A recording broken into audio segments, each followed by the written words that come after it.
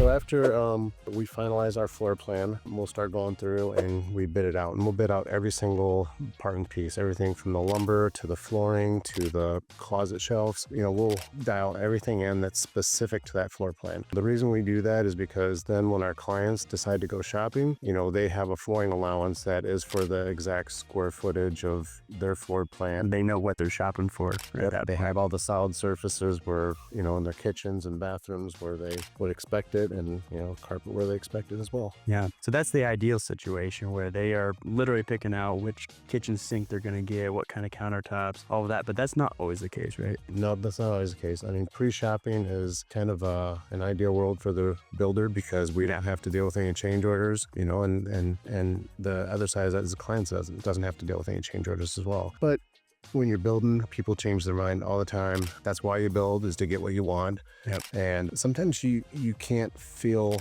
you know, what your backsplash should look like until your countertops are in place. Yeah, and you see it, and you're like, oh, that's not quite what I was thinking is going to be as far as what the backsplash is going to be. Yep. So, you know, when you see all the colors start to come together, you may make changes. Yeah, that's part of building. Absolutely. So when they're doing that shopping spree, obviously things can change and do that, but you're basically ready to order the stuff once all the bidding comes in, right? Yep. We have a timeline of when everything should be ordered. So, and they're all based on phases of the construction process.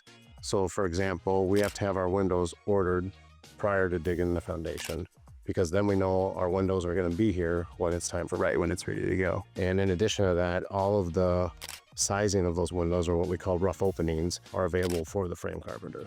Yeah, so it's super important to know that. Yep, exactly. You can't go back and redo it very easily. And then, you know, even flooring, your flooring types and thicknesses will affect how you build your stairs during the framing process as well. So these selections are important to do early in the building process, but it doesn't mean we have to select everything all at once. No, that totally makes sense. But once they are ready to actually build, there's still things that have to be done, like pulling permits and all that. Is that correct? That's correct. So once we've completely priced out a set of plans, we know exactly what they're going to do, we will sign a contract. Once that contract's signed, we will take deposit and we'll start pulling permits. Pulling permits, and in addition to that, putting insurance in place for the job. And in some instances, we may even have to pull what's called a survey certificate, depending on how old this subdivision is.